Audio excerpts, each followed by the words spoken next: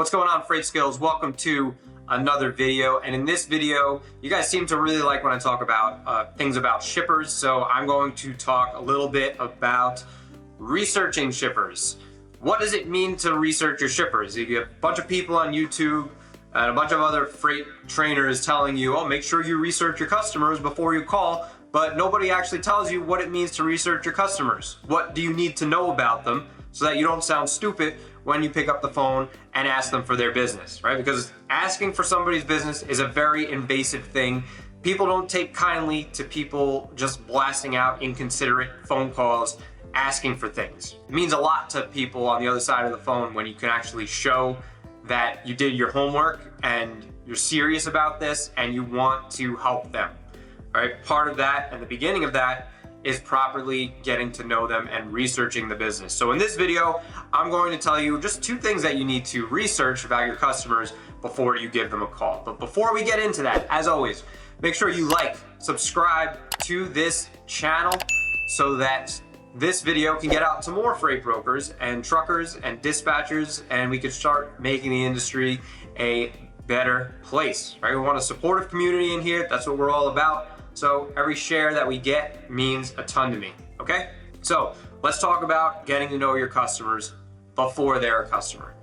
Okay, so every time you sit down at your table, your desk, your couch, wherever it is that you're making your phone calls, you're gonna sit there with a big list, right?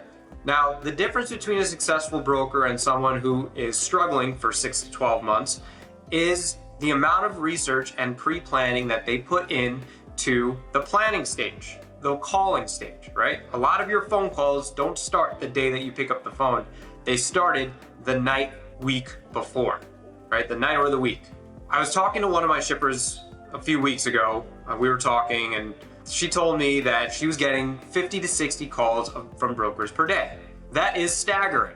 That means there is a lot of you guys picking up the phone and calling, which is great, all good for industry growth. But she said every single one of them was easy to eliminate because when they picked up the phone and called her, the first thing she would ask is, what do you ship? And they would just, like through the phone, she could tell their blank stares going into the wall because they didn't know how to answer it. They didn't even know what that company was shipping. All right, so research is super important. It's a way that shippers use to weed out the brokers who are just in it for quick flip money. And let me tell you, they don't want to partner with people who are only going to be in the industry for 6 to 12 months. That's why a lot of the beginner brokers are having issues getting traction, because you're treating this like something that you're just going to give it a go for 3 or 4 months and then you're going to fall off. All right, so to give you some perspective, our company didn't start doing well for about 5 to 6 years, and now we're 25 years in. We're not going anywhere. Shippers know that when we talk to them, they know that we're not going anywhere because we've been around for so long. And now, obviously, it puts the people just starting at a little bit of a disadvantage. But on the flip side, when I cold call someone, I don't cold call anymore, but if I cold called somebody and the agent that worked with us cold call people, we are at the same platform as you. Not everybody knows who we are. Not everybody knows who you are. What separates us both is the research that we do up front for that company and how we talk about logistics and freight to begin with. Okay, so keep that in mind. Just because I've been doing this for 25 years, and not 20 years, my business has been around 25 years. I've been doing it for about 10, 15. Just because I've been doing it for a while doesn't give me an advantage when I pick up the phone to cold call. All right, we're all on the same starting point. You can't blame people who have been around longer than you for having more success because they've been around longer than you. They just know how to answer problems better, they know how to fight objections better, and they're more confident on the phone. All right, so you can get there too. That's the point of that. You can get to that place, you just have to put a little bit more work in. But anything worth it comes with a price, okay? So let's talk about the 2 things that you need to know when you're researching your customers. It's only 2. I made it really easy for you guys and girls. The first thing that you need to know is the question that I just asked you. When you're researching a company, getting ready to call them, you need to know, what do they ship? That's it. You need to know, is it cardboard boxes? Is it steel pipe? Is it railings? Is it excavators? Is it sugar in bags? Do they ship toys, auto parts? What is it? You don't know that. If you're just buying lists and calling off of them, and you have no idea what the company ships, what their website is, where their locations are, all that stuff, and you call them and they ask you a question, a follow-up question, you're gonna sound like an idiot, okay? I don't want you to sound like that. I want you to sound smart, educated, put together, and I'm sorry if I sound tough on you, but when you talk tough to people, sometimes the lesson sinks in a little bit better. That's how I've been taught, so that's how I teach in return. So know what the company ships. Know your prospects. You don't need to know where it's shipping. You don't need to know how it's made, where it's made, none of that. You just need to know what it is at the very basic level. Because if a customer says, do you know what we ship? You could say, yeah, it looks like you ship supplies for the agriculture industry. Yeah, it looks like you supply oil fields and oil companies with parts and things like that. Just have something to say, okay? The second thing that you need to research is a little bit more intensive, and that's why people don't do it. A lot of people don't know how to do it, but it's a little bit deeper. And the second thing that you need to know about the company that you're calling is their role in the supply chain, okay? So in general, I'm gonna give you a little bit of an advanced lesson here. There are two types of companies. There are manufacturers and there are wholesalers / distributors. Both of those companies are going to approach logistics a different way. Manufacturers have like 50 different legs of logistics, right? Because they're getting raw materials, they're importing, they're exporting, they're distributing to their distributors. Manufacturers have a lot more levels to their supply chain. So they have more departments, they have thinner profit margins, and they approach things differently, right? Wholesalers and distributors buy products from manufacturers and then distribute them even more, okay? So let me just show you like how I'm thinking about this. If you're calling a manufacturer, the questions that I ask are gonna be a lot different than the questions I ask to a wholesaler. I'm calling a manufacturer, I'm gonna ask them, where are your plants? Because I know you're making product. How do you get material to those plants? Where does your material originate from? How many SKUs are you producing, like off the top of your head, so I can get an idea of how many raw materials you have coming in? How do you handle your outbound to your distributors? Right, you could rewind that, watch that, write those questions down. They're very smart questions to ask if you're talking to a manufacturer. If you're talking to a wholesaler, the question is a lot different. The conversation is a lot different.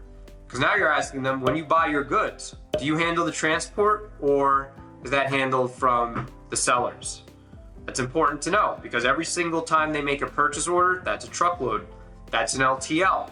That might be a container dray that they bought from overseas. If you're talking to a distributor or wholesaler, you're gonna ask, how do you handle your outbound? Do your customers, are they responsible for freight or are you responsible? They might say, well, we do a little bit of both. Oh, let me hear more about when you have to handle it. What does your process look like? Do you ship by LTL, by truckload? Let me get to know a little bit better. In order for you to ask those questions intelligently, and you could literally just rewind this, copy all those questions down. They're all really great questions to ask.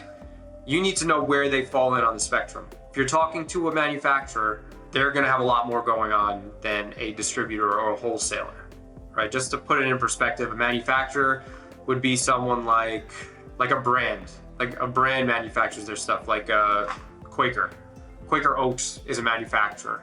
A wholesaler would be like a retail store like Home Depot or Whole Foods or ShopRite. How to figure out what they do? It's usually on their website. Visit their website, and after you figure out what they're actually shipping, make sure you figure out if they're a manufacturer or a wholesaler / distributor, because that's gonna impact the conversation. And the questions that I told you to ask are gonna help a lot in getting to know their supply chain and sounding like a trusted logistics provider. Now, something that you need to avoid when you're calling these customers is avoid putting in your head that these people or shippers have a certain type of freight that you're targeting. Brokers cannot target freight. You cannot call shippers in Texas and say, I want freight from Texas to Georgia. It's never gonna happen.